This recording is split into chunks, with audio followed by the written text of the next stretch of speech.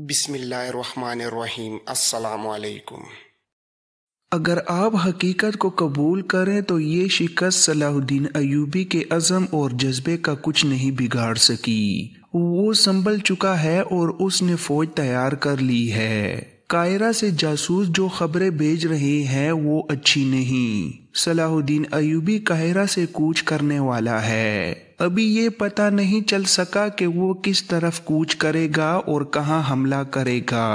उधर उसके भाई अल आदिल को दमिश्क से कुमक मिल गई है। उसने शाह बाल्डून को ऐसी शिकस्त दी है कि इतना अरसा गुजर जाने के बाद भी शाह बाल्डून संभल ना सका। आप ये भी जानते हैं कि सलाहुद्दीन अय्यूबी शबखून और छापों की जंग लड़ता है। हमारी फौजों की रसद उससे महफूज नहीं रहती। अगर हमस के मुसलमानों ने उसे छापामारों के लिए अड्डा मुहैया कर दिया तो ये लोग हमारी रसद और आगे जाने वाली कुमक के लिए मुसीबत बन जाएंगे। इन हालात में आपका ये तरीक़ेकार बिल्कुल बेकार साबित होगा कि तरबियत याफ्ता लड़कियों को यहाँ ला कर मुसलमानों में रुकावट पैदा की जाए और इनकी किरदारकशी की जाए।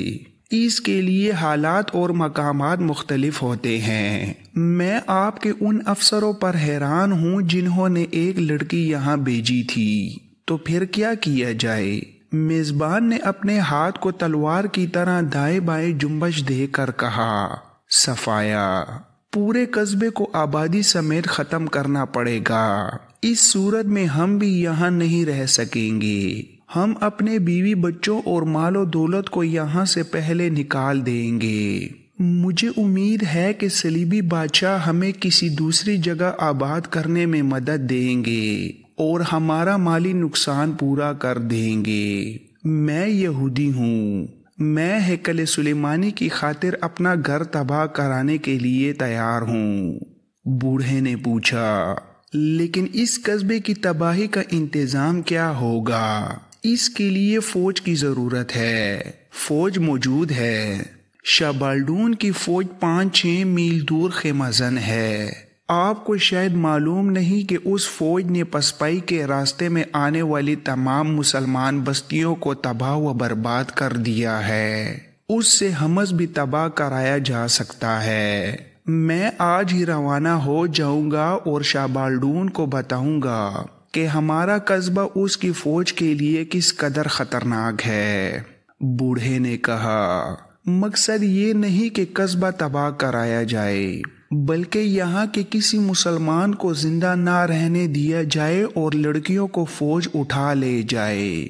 सब मुत्तफिक हो गए और फैसला हुआ कि मेजबान यहूदी इसी रात शाह बाल्डून की खेमागाह को रवाना हो जाए। वो बाहर निकले तो उन्हें एक घुड़सवार कस्बे में दाखिल होता नजर आया। वो कोई अजनबी था। खतीब का घर नजर आ रहा था। ये सवार खतीब के घर के सामने घोड़े से उतरा और दरवाजे पर दस्तक दी। खतीब बाहर आया, अजनबी से हाथ मिलाया और उसे अंदर ले गया। मेजबान यहूदी ने कहा, ये सवार दमिश्क या काहिरा का कासिद है। इशा की नमाज के बाद नमाजी चले गए पर 5-6 आदमी खतीब के पास बैठे रहे। उनमें ये अजनबी घुड़सवार भी था। खतीब ने किसी से कहा कि मस्जिद का दरवाजा अंदर से बंद कर दिया जाए। खतीब ने कहा, मेरे दोस्तों, हमारा ये दोस्त अल मलिकुल आदिल की तरफ से खबर लाया है कि सुल्तान सलाहुद्दीन अय्यूबी बहुत जल्द कायरा से कूच करने वाले हैं। आप सब फौजी हैं और शबखून के उस्ताद हैं। आपको ये बताने की ज़रूरत नहीं कि आपको क्या करना है। तरबियत और मश्क तेज कर दो। अल आदिल ने ये इतला भेजी है कि सलीबी बादशाह बाल्डून की फौज जो हमाता से भागी थी हमारे करीब कहीं पड़ाव डाले हुए है। हमें उस पर नज़र रखनी है और उसकी नकलो हरकत की इतला अल आदिल तक पहुंचानी है। उन्होंने ये हुक्म भी भेजा है कि अगर हम ज़रूरी समझे तो सलीबियों की उस फौज पर शबखून मारें या छापामार कार्रवाइयाँ जारी रखें ताकि ये फौज चैन से ना बैठ सके। इसके साथ ही अल आदिल ने ये भी कहा कि उस फौज ने मुसलमानों के बहुत से गांव तबाह कर दिए हैं। چونکہ العادل کے پاس فوج کی کمی تھی اس لیے صلیبی فوج کا تعاقب نہ کیا جا سکا۔ انہوں نے کہا کہ اگر بالڈون کی فوج اور پیچھے اپنے علاقے میں چلی جاتی ہے تو اسے نہ چھیڑا جائے کیونکہ خطرہ ہے کہ وہ حمص کو تباہ کر دے گی۔ ہمیں تربیت اور مشق تیز کرنے کو کہا گیا ہے۔ ہو سکتا ہے کہ سلطان ایوبی کسی طرف حملہ کریں تو بالڈون ان پر عقب یا پہلو سے حملہ کر دے۔ اس صورت میں ہمیں بالڈون کے عقب پر شبخون مارنے ہیں اور اسے یہیں الجھائے رکھنا ہے۔ خطیب نے ایک آدمی کو یہ کام سونپا کہ وہ اس فوج کو دیکھ آئے۔ اس وقت تبریز اور ویرا اس حالت میں قصبے میں داخل ہوئے کہ ویرا تبریز کی پیٹھ پر تھی۔ راستے میں پانی تو مل گیا تھا لیکن کھانے کو کچھ نہیں ملا تھا۔ ویرا صلیبیوں کی شہزادی تھی، وہ پیدل سفر کی عادی نہیں تھی۔ تبریز رات کے لیے کہیں رکنا نہیں چاہتا تھا۔ اس نے ویرا کو پیٹھ پر اٹھا لیا اور باقی سفر اسی طرح طے کیا۔ اس نے لڑکی کو اپنے گھر کے سامنے اتارا اور اسے اندر لے گیا۔ اس کے گھر والوں کو یقین نہیں آ رہا تھا کہ تبریز زندہ ہے۔ اس کا گھوڑا پہلے ہی گھر پہنچ چکا تھا۔ اس نے گھر والوں کو بتایا کہ اس پر کیا بیتی ہے۔ ویرا کو معلوم تھا کہ اس کی منزل یہودی تاجر کا گھر ہے۔ اس نے کہا کہ وہ اس کے گھر فوراً جانا چاہتی ہے، شاید اس کا باپ زندہ آ گیا ہو۔ تبریز اس کے ساتھ چل پڑا۔ اسے یہودی تاجر کا گھر معلوم تھا۔ راستے میں بہت اندھیرا تھا۔ ویرا اچانک رک گئی اور تبریز سے لپٹ گئی۔ کبھی چہرہ اس کے سینے پر رگڑتی اور کبھی اس سے الگ ہو کر اس کے ہاتھ چومتی اور آنکھوں سے لگاتی۔ ویرا نے جذبات اور رکت سے بوجھل آواز میں کہا، ہماری منزلیں جدا ہیں مگر ہم کسی دوراہے پر پھر ملیں گے۔ میں اپنی روح سے بیگانی تھی، وہ مل گئی ہے اور میں نہیں جانتی تھی محبت کیا ہے، وہ تم نے دے دی ہے۔ دل میں تمہاری یاد لے کے جا رہی ہوں، تم مجھے بھول جاؤ گے۔ تبریز ویرا سے زیادہ متزلزل جذباتی کیفیت میں کہنے لگا، نہیں ویرا، میں تمہیں بھول نہیں سکوں گا۔ میں نے تمہیں راستے میں کہا تھا کہ اب تک ایک باطل مذہب کی پجاری رہی ہو، باقی عمر اسلام کے سائے میں گزارو۔ میں تمہارا انتظار کروں گا۔ میرے دل میں اب کوئی لڑکی نہیں سما سکے گی۔ تم اب اسی قصبے میں رہو گی۔ ہم ملا کریں گے لیکن وہاں جہاں کوئی دیکھ نہ سکے۔ تبریز نے امانت میں خیانت نہیں کی تھی۔ دوران سفر یہ لڑکی اس کی مرید ہو گئی تھی۔ پھر یوں ہوا کہ لڑکی تبریز کے دل میں اتر گئی۔ اب وہ دل پر پتھر رکھ کر اسے یہودی کے حوالے کرنے جا رہا تھا۔ وہ جب اسے یہودی کے گھر لے گیا تو وہاں اسے بوڑھا عیسائی ملا جس نے ویرا کو گلے لگایا۔ یہودی تاجر گھر نہیں تھا۔ وہ فیصلے کے تحت شاہ بالڈون کی خیمہ گاہ کو روانہ ہو گیا تھا۔ تبریز بوڑھے کے اصرار کے باوجود وہاں رکا نہیں۔ وہاں سے وہ مسجد چلا گیا۔ دروازہ اندر سے بند تھا۔ اس نے دستک دی، دروازہ کھلا اور وہ اندر چلا گیا۔ سلطان صلاح الدین ایوبی نے 1 سال کے اندر اپنی فوج تیار کر لی تھی۔ اس نے مزید انتظار نہ کیا۔ جس رات حمص کا ایک یہودی تاجر شاہ بالڈون سے یہ کہنے جا رہا تھا کہ وہ اپنی فوج سے حمص کے مسلمانوں کو تباہ و برباد کر دے، اس رات سلطان ایوبی کی فوج قاہرہ سے نکل گئی تھی جس کی منزل دمشق تھی۔ کوچ بہت تیز تھا۔ سلطان ایوبی وقت ضائع نہیں کرنا چاہتا تھا۔ اس دور کے وقوع نگاروں کے مطابق سلطان ایوبی دمشق قیام کر کے وہاں کے حالات، غداریوں اور سازشوں کا جائزہ لے کر اور ان کا سدباب کر کے العادل سے ملنا چاہتا تھا اور وہاں سے اسے جنگی کارروائی کا آغاز کرنا تھا، مگر راستے میں ہی اس نے راستہ بدل دیا۔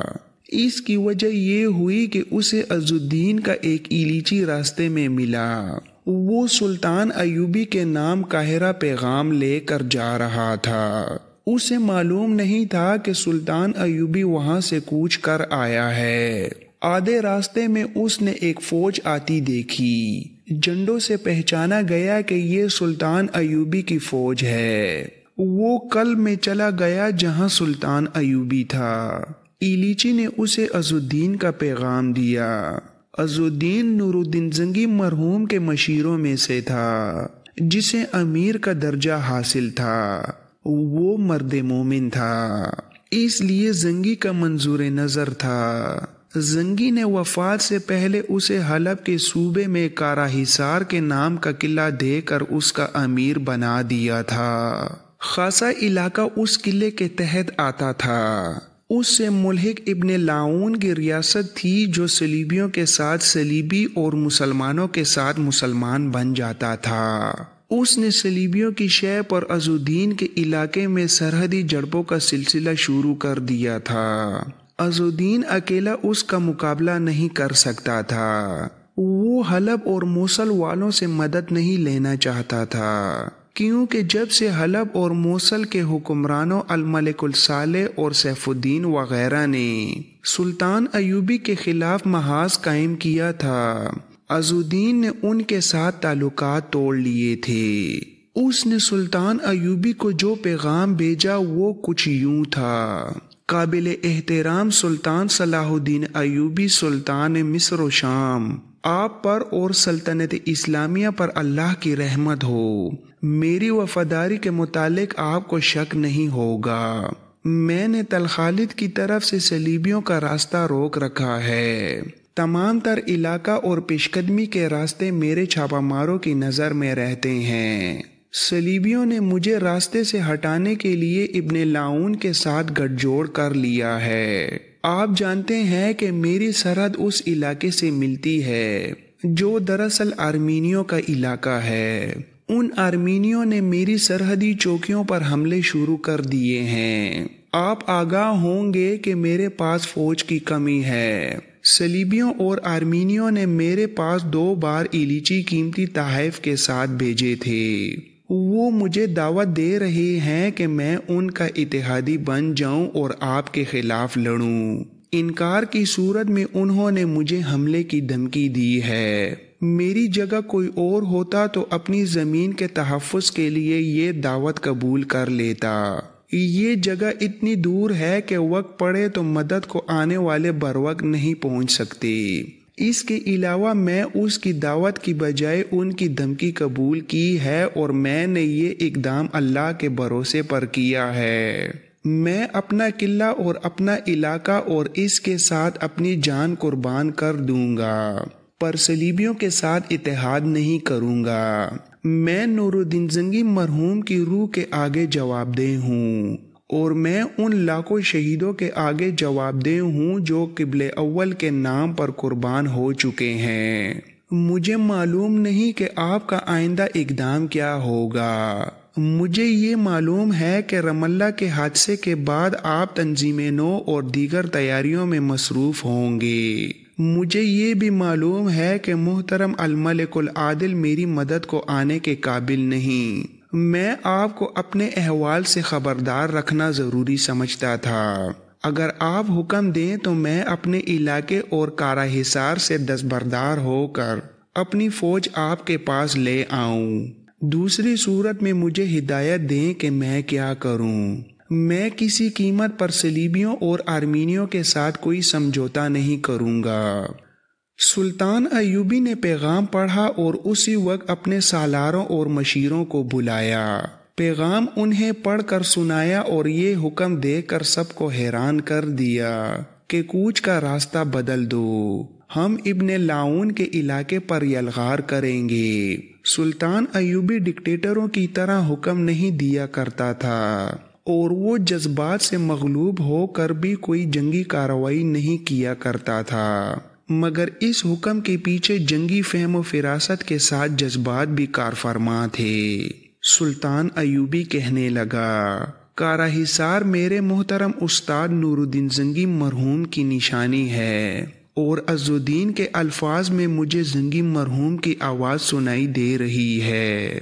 میں اس شخص کو تنہا نہیں رہنے دوں گا جو ہمارے مقصد اور عزم کے ساتھ وفاداری کا اظہار کرتا ہے۔ ایک سالار نے کہا، سلطان محترم، ہم حقائق کو سامنے رکھیں تو کسی بہتر فیصلے پر پہنچ سکیں گے۔ حقائق یہ ہیں کہ ہمیں پہلے دمشق جا کر وہاں کے حالات کا جائزہ لینا تھا۔ اب اگر ہم دمشق چلے گئے تو ابن لاؤن تلخالد پر حملہ کر دے گا اور عز الدین اس کے آگے نہیں ٹھہر سکے گا۔ آگے حلب ہے۔ تم سب الملک الصالح اور اس کے مشیروں کو اچھی طرح جانتے ہو۔ بے شک وہ اس معاہدے کا پابند ہے جو اس نے ہمارے ساتھ کر رکھا ہے، لیکن معاہدہ لوہے کی دیوار نہیں ہوتی کہ ٹوٹ نہ سکے۔ وہ فوراً صلیبیوں کے ساتھ سمجھوتا کر کے ایک بار پھر ہمارے خلاف لڑنے کو آ جائے گا۔ میں صلیبیوں کو حلب نہیں لینے دوں گا اور عز الدین کو بھی میں اکیلا نہیں چھوڑوں گا۔ کچھ دیر عملی پہلوؤں پر بحث و مباحثہ ہوا اور طے ہوا کہ تلخالد کی سمت کوچ ہوگا۔ سلطان ایوبی نے عز الدین کی ایلیچی کو زبانی پیغام دیا جس میں کہا کہ عز الدین ابن لاؤن سے ملے اور اسے دوستی کا دھوکہ دے، لیکن اسے اپنے علاقے میں دخل انداز نہ ہونے دے۔ اس کے ساتھ دوستی کی شرائط پر بات چیت کرتا رہے اور اسے یہاں تک دھوکہ دے کہ وہ اپنی فوج اس کے حوالے کر دے گا۔ سلطان ایوبی نے ایلیچی کو بتا دیا کہ اس نے اپنی فوج کو تلخالد کی طرف تیز کوچ کا حکم دے دیا ہے۔ صلیبی جاسوس سلطان ایوبی کی نقل و حرکت دیکھ رہے تھے اور صلیبیوں تک خبریں پہنچا رہے تھے جن کے متعلق انہوں نے اپنے قلعوں اور اپنے علاقوں کا دفاع مضبوط کر لیا تھا۔ وہ جانتے تھے کہ سلطان ایوبی کے اقدامات کے متعلق کوئی پیشن گوئی نہیں کی جا سکتی۔ صلیبیوں کے مشترکہ ہیڈ کوارٹر میں جب جاسوسوں نے یہ اطلاع دی کہ سلطان ایوبی کی فوج دمشق کے راستے سے ہٹ کر کسی دوسری سمت جا رہی ہے تو ان کے جرنیلوں نے کہا کہ ایوبی اپنے آزمائے ہوئے میدانوں میں لڑنا چاہتا ہے۔ حمص کا یہودی تاجر جو حمص کو تباہ کرانے کے لیے شاہ بالڈون کے پاس گیا تھا واپس آ گیا تھا۔ اسے بالڈون نہیں ملا تھا۔ وہ اپنے صلیبی دوستوں سے مدد مانگنے گیا تھا۔ اس کے جرنیلوں نے یہودی سے کہا تھا کہ وہ شاہ بالڈون کے حکم کے بغیر کوئی اقدام نہیں کر سکتے۔ یہودی حمص واپس آیا تو اسے بتایا گیا کہ ویرا زندہ آ گئی ہے اور اسے تبریز نام کا ایک مسلمان لایا ہے۔ تبریز کو عیسائیوں اور یہودیوں نے نقد انعام پیش کیا تھا جو اس نے یہ کہہ کر لینے سے انکار کر دیا تھا کہ اس نے اپنا فرض ادا کیا ہے۔ اب یہودی تاجر ویرا کو بیکار سمجھتا تھا کیونکہ قصبے کو تباہ کرانے کا انتظام ہو چکا تھا۔ یہ فیصلہ کیا گیا کہ ویرا کو واپس ہیڈ کوارٹر میں بھیج دیا جائے، لیکن ویرا چالاک لڑکی تھی۔ اس نے کہا کہ وہ خطیب کے اعصاب پر غالب آ جائے گی اور مسلمانوں کو جنگی تربیت دینے والوں کے درمیان رکاوٹ کی دشمنی پیدا کر دے گی۔ اس نے یہ بھی کہا کہ یہاں کے مسلمانوں کے عزائم معلوم کرنے کے لیے بھی اس کی ضرورت ہے۔ چنانچہ اسے حمص ہی میں رہنے دیا گیا، لیکن کسی کو پتہ نہ چلا کہ وہ صرف تبریز کی خاطر وہاں کچھ دن اور رکنا چاہتی ہے۔ وہ تبریز سے ملتی رہی۔ رات کو وہ قصبے سے دور نکل جاتے اور بہت دیر وہیں بیٹھے رہتے تھے۔ اس صلیبی لڑکی کے مقابلے میں تبریز کی کوئی حیثیت ہی نہیں تھی۔ وہ تو امراء وزراء اور بادشاہوں کے محلات میں رہنے والی لڑکی تھی۔ دمشق میں اس نے انتظامیہ کے 2 امراء کو اپنے قدموں میں بٹھا لیا تھا اور ان کے ہاتھ ایسی سازش تیار کرا دی تھی جس کی اطلاع پر سلطان ایوبی دمشق جا رہا تھا، مگر طغیانی کی دہشت اور تبریز کے کردار نے اسے ایسا جھٹکا دیا تھا کہ اس کی ذات میں روح اور جذبات بیدار ہو گئے تھے۔ وہ تبریز کی پوجا کرنے لگی تھی اور تبریز اس کی محبت میں گرفتار ہو چکا تھا۔ ایک رات ویرا نے اس سے پوچھا، تبریز ایک بات بتاؤ، خطیب اور دوسرے چند ایک آدمی جو تمہیں جنگی تربیت دیتے ہیں وہ کہاں سے آئے ہیں؟ تبریز جواب دینے لگا تو ویرا بول اٹھی، رہنے دو، جانے دو تبریز، ہمیں اس سے کیا، کوئی کچھ کرتا پھرے، ہم اتنی خوبصورت رات کو جنگ کی باتوں سے کیوں خراب کریں۔ اس طرح وہ 2 حصوں میں کٹ گئی تھی۔ تبریز کے ساتھ ہوتی تو وہ معصوم اور پاک لڑکی ہوتی تھی، اسے یہ بھی یاد نہیں رہتا تھا کہ وہ جاسوس ہے۔ اس نے ایک ہی بار تبریز سے خطیب اور دوسرے استادوں کے متعلق پوچھا، لیکن اسے اس نے دھوکہ سمجھا اور تبریز کو جواب دینے سے روک دیا۔ یہی ویرا جب یہودی تاجر کے گھر میں بیٹھی ہوتی تو مسلمانوں کی تباہی کی باتیں کرتی تھی۔ 1.5-2 مہینے گزر گئے تھے جب ایک شام ویرا تبریز کے گھر چلی گئی اور اس کی ماں کے ساتھ باتیں کرتی رہی۔ اس نے تبریز کو اشارہ کیا جسے وہ سمجھتا تھا۔ وہ چلی گئی تو شام کا اندھیرا گہرا ہوتے ہی تبریز اس جگہ پہنچ گیا جہاں وہ ملا کرتے تھے۔ ویرا آئی اور تبریز کو قصبے سے دور لے گئی۔ وہ گھبرائی ہوئی تھی۔ تبریز کے پوچھنے پر بھی اس نے نہ بتایا کہ اس کی گھبراہٹ کی وجہ کیا ہے۔ انہیں آوازیں سنائی دیں، کوئی ویرا کو پکار رہا تھا۔ تبریز نے پوچھا کہ یہ کون ہے؟ ویرا نے گھبرائی ہوئی آواز میں کہا کہ اس کے آدمی اسے تلاش کر رہے ہیں، چلو اور دور نکل چلیں۔ ویرا اسے اور دور لے گئی، پر اسے ابھی تک کوئی پکار رہا تھا۔ ان آوازوں کو مت سنو تبریز، میں جب تمہارے پاس ہوتی ہوں تو میں اپنے کسی آدمی کی آواز نہیں سننا چاہتی۔